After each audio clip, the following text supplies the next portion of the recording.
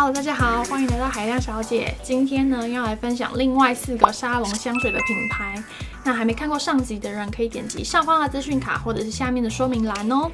今天的4个品牌分别是 Diptyque、MFK、The Different Company， 还有玫瑰星。然后在开始之前，我想要分享一下我最近买了一瓶古董香水的小故事。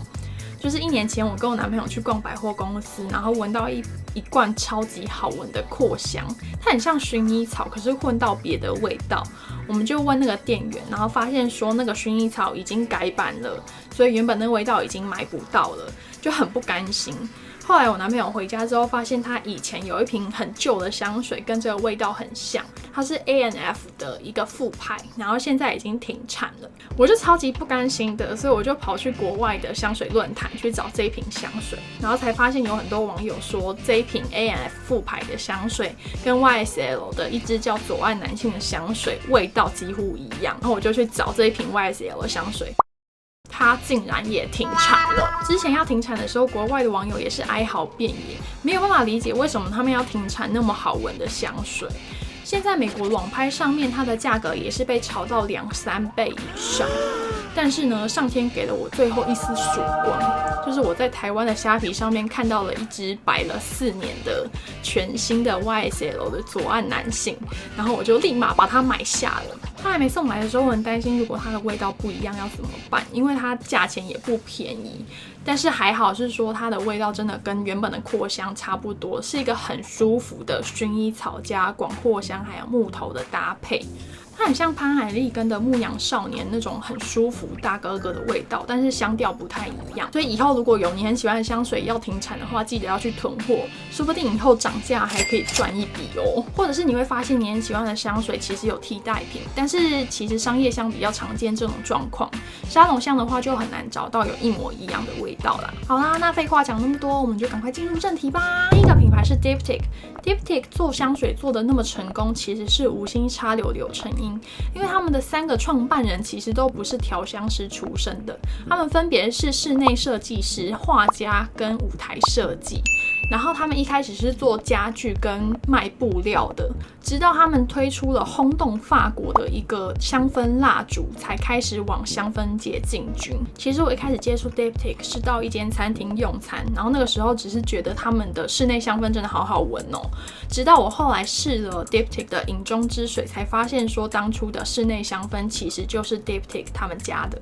他们的香水大部分是围绕着一个香材来进行创作，并且大部分都是用植物来命名，而他们最大的特色其实就是文青感。他们每一个香水瓶上面都会有很漂亮的插画来揣摩他们香水的意境。Diptyque 大部分的香水都很有个性，而且也不会很重，所以对新手来说是很好上手。Diptyque 很有名的香水有檀道，这是一个奶味檀香调，据说非常的安定还有放松，喜欢檀木跟木头的人一定要试看看哦。然后接下来是我自己有用过的饮中之水，这是一支超级绿的香水，前调完全是绿叶跟树枝的味道。然后到这边我才意识到说 Diptyque 其实真的很喜欢绿叶，而且是那种杏仁感的绿叶。接着它会变成绿叶黑醋栗玫瑰。如果你很喜欢绿叶啊，或者是那种草的味道的话，这一支一定要试看看。但是如果你很喜欢玫瑰的话，这一支不一定会是你的菜。再来是常春藤之水，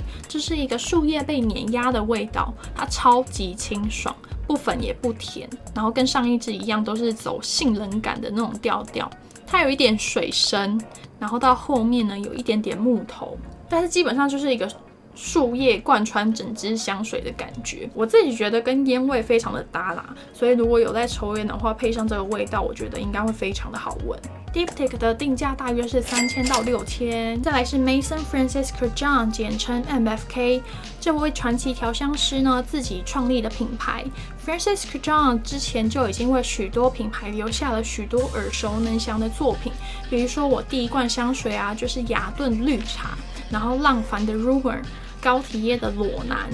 而他自己创立的品牌更是佳作百出。MFK 给我的感觉就是一种高级奢华，但是又非常实用主义的一个牌子，一种有钱人朴实无华生活的感觉。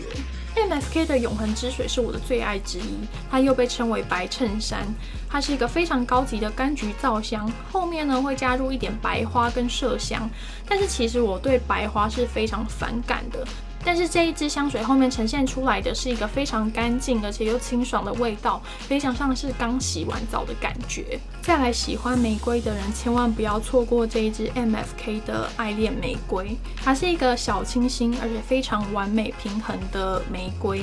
它一开始是绿意果香，然后慢慢会转为玫瑰的鲜花香，最后会以一点清爽的木头收尾。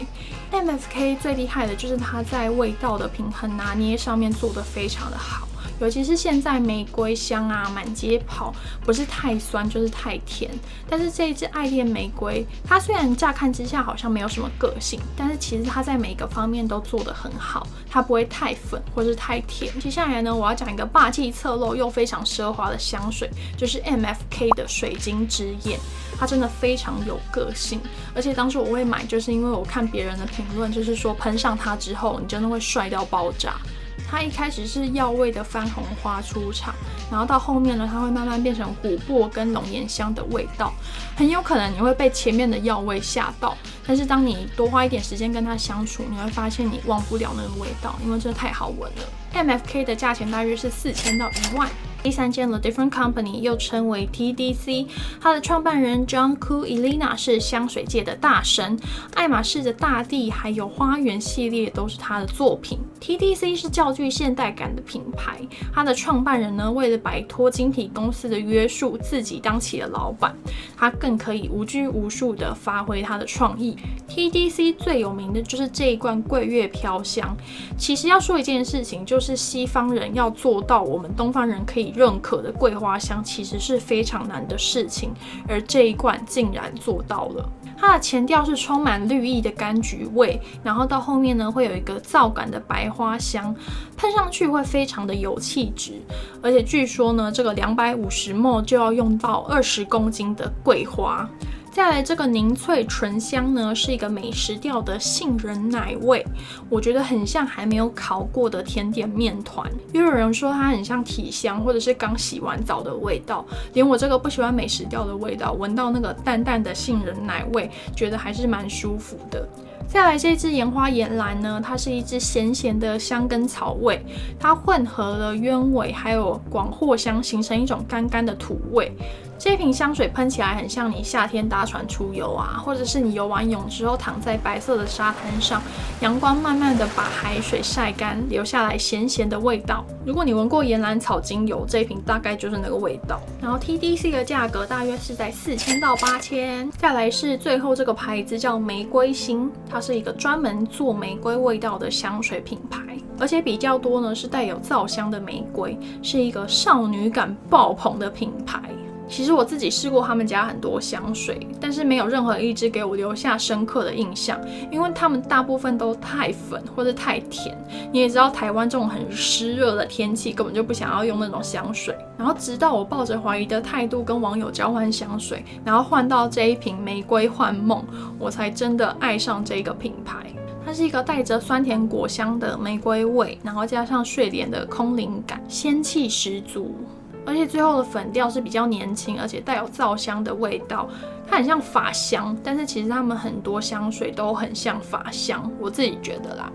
再来是夏雨春风，这一支我当初想要盲买的时候非常想要试看看，因为它的香调看起来非常的梦幻，它超级适合夏天，它就是一杯蜂蜜绿茶，我觉得接受度应该还蛮高的，但是相对之下是比较没有个性。最后是网友非常推荐的恶魔玫瑰，这是一个薄荷跟玫瑰的非常奇特的组合，它前调非常活泼清爽，中调呢牡丹跟麝香进来之后呢，让它变得有一点比较粉，但总体来说它是一支比较有个性的香水。然后如果你很喜欢莓果跟玫瑰的组合的话，你可以去试看看野莓果，它很像女生的头发的香味。玫瑰心的价格大约是4000到6000，而且我刚才去他们的官网看啊，他们去年出了一个迷赏系列，就是一个新的系列，有人闻过吗？拜托你在下面留言，我真的超好奇的。那今天就先介绍到这边哦。其实我还有很多还没有讲到的，